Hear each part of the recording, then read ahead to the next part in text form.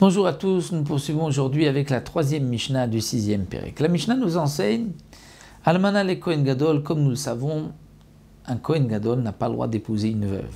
Un simple Kohen n'a pas le droit d'épouser une divorcée ou une femme qui a fait Khalitsa. Donc ici, le Tana nous enseigne une Almana, un Kohen Gadol, une divorcée à un Kohen Idiot, une Khalitsa, un Kohen Idiot, donc une veuve, un Kohen Gadol, divorcée au Kohen Idiot, Mina Irusin. C'est-à-dire que il y a juste eu des kiddushin. Le Kohen Gadol lui a donné des kiddushin, le simple Kohen a donné des kiddushin à une divorcée, mais il n'y a pas eu de bia. Lo yochlu bateruma. Même si c'est cette veuve, cette divorcée, est fille de Kohen, elle ne pourra plus manger de terouma. Parce que comme il y a eu des kiddushin interdits par la Torah, elle ne peut plus manger de terouma. On lui enlève son statut de fille de Kohen et elle ne peut plus manger la terouma. Mais Rab Lezer et Rabbi Shimon ne sont pas du même avis. Marchirim eux disent que non, elle peut continuer à manger de la terouma parce que tant qu'il n'y a pas eu de relation avec le Kohen Gadol ou avec le Kohen Idiot pour la divorcer, il n'y a pas eu encore véritablement de psoul, c'est-à-dire elle ne devient pas halala, et donc elle peut encore manger de la terouma de chez ses parents. Donc il s'agissait d'une fille de Kohen qui s'était mariée et qui a divorcé. Elle revient chez son père, elle peut manger de la terouma. Un simple Kohen lui donne des kiddushin, elle ne peut pas vivre avec lui. D'après Tanakama, dès qu'elle a reçu des kiddushin, elle ne peut plus manger de la terouma chez ses parents. D'après Rab Lezer et Rabbi Shimon, elle pourra, tant qu'il n'y a pas eu de bia, puisque c'est la bia qui va lui enlever son statut de vie de Kohen, qui va la rendre halala. Nitar melu nidgarshu mina nesuim psulot mina erusim ksherot. Tana de la Mishnah poursuit, nous dit tout ce que les Chachamim nous ont dit, Tanakama, que lo yochlu bateruma, qu'elles ne pourront pas manger de la terouma, c'est parce qu'elles ont reçu des kiddushin et qu'il n'a pas encore divorcé. Donc c'est qu'il s'apprête à se marier avec elle. Donc les Chachamim disent, dès maintenant, elle ne peut plus manger de la terouma chez ses parents.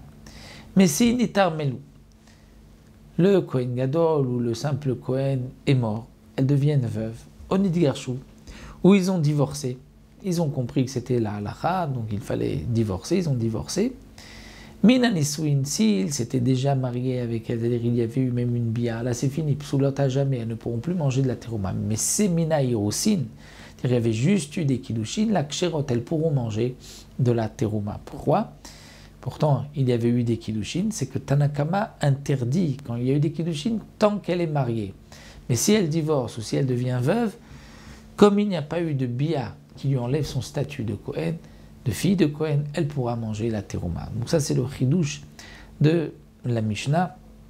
On montre que lorsqu'il y a une interdiction pour un Kohen de se marier avec une divorcée, il y a plusieurs conséquences. Donc la première conséquence, c'est l'interdiction qu'a le Kohen de se marier avec une divorcée. Lorsqu'il se marie avec une divorcée, s'il transgresse, lui-même perd son statut de Kohen. Ses enfants seront chal et ne seront plus Kohen.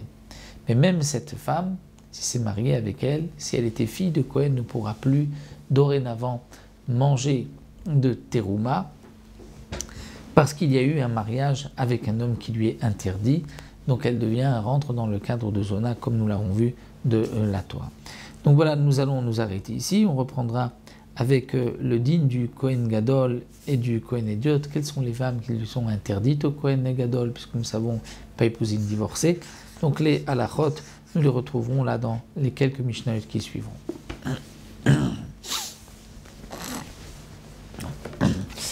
Shalom Ubracha, nous poursuivons aujourd'hui avec la Mishnah Dalet du 6e Pérek. Là nous avons la halacha que nous connaissons. La Torah a interdit à un Kohen Gadol de se marier avec une veuve. Voici les détails de cette interdiction, veuve d'un mariage ou juste d'un fiançailles. Nous allons le voir tout de suite. Kohen Gadol, nous dit la Mishnah, Loïsa almana. Il ne peut pas épouser une veuve. Ben almana mina erusin, ben almana mina nisouin. Aussi bien qu'elle soit veuve mina erusin, des fiançailles. C'est-à-dire, un homme a donné des kiddushin à une femme et ensuite il est mort, il est décédé. Les kiddushin, la rendait Eshetish, elle était femme de cet homme-là. Mais puisqu'il n'y avait pas eu de relation, ils n'ont pas encore vécu ensemble, elle reste quand même Betula vierge. Est-ce qu'elle est permise à un Kohen Gadol, puisque le Kohen Gadol doit se marier avec une fille Betula vierge? Non, étant donné qu'elle est quand même veuve, puisqu'il y avait eu des Kiddushin. Donc qu'elle soit veuve des Kiddushin, ou des Roussim, des fiançailles, ou du mariage, elles ne pourront pas, cette femme-là ne pourra pas se marier avec un Kohen Gadol parce qu'elle est veuve. De même, le Kohen Gadol, Loïsaït Abogeret, ne peut pas épouser une fille qui a plus de 12 ans et demi.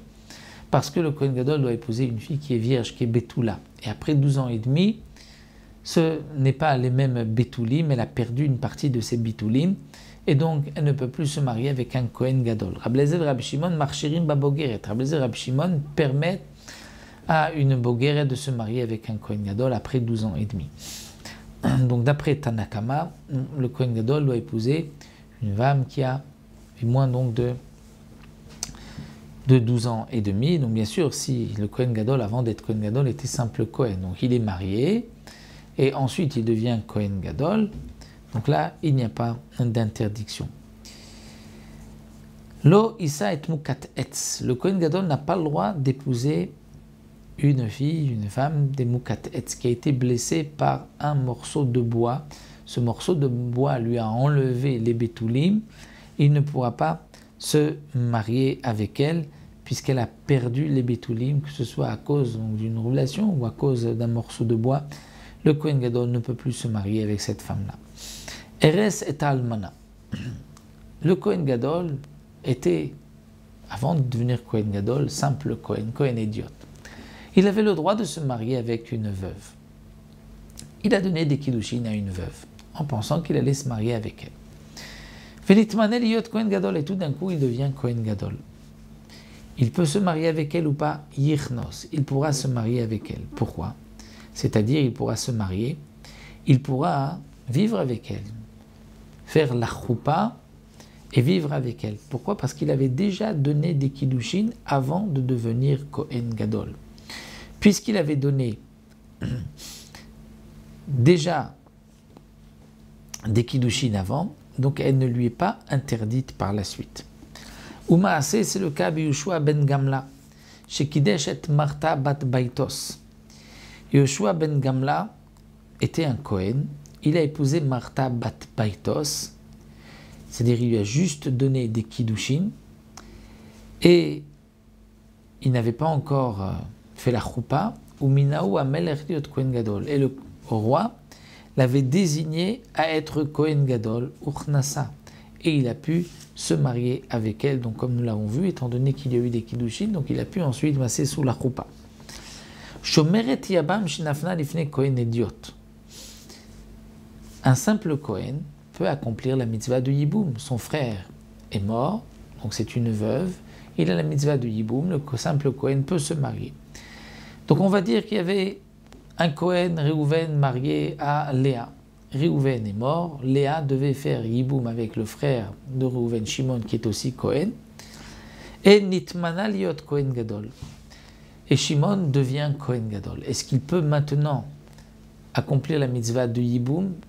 On peut dire que le lien du Yiboum était comme des kiddushin avant de devenir Kohen Gadol, et il pourra? Eh bien non, Afal Pisha Sabama Amare, même s'il lui avait donné des kiddushin avant pour accomplir la mitzvah de Yiboum, il n'avait pas encore accompli la mitzvah, et qu'il devient Kohen Gadol, Areze lo Yichnos. Il ne pourra pas donc se marier avec elle, parce qu'il n'y a pas eu encore véritablement de kiddushin, elle n'est pas véritablement sa femme, comme nous l'avons vu que le Mahama ne la rend pas Yebama immédiatement. Kohen Gadol shemet achiv choletz velo miyabam. Un Kohen Gadol dont le frère est mort, on va dire Réhouven est mort, et Shimon est déjà Kohen Gadol, son frère est mort, il y a une Yebama, puisqu'elle est veuve, le Kohen Gadol ne peut pas faire la mitzvah de Yiboum, donc il fera Khalitsa et il ne fera pas un Yiboum.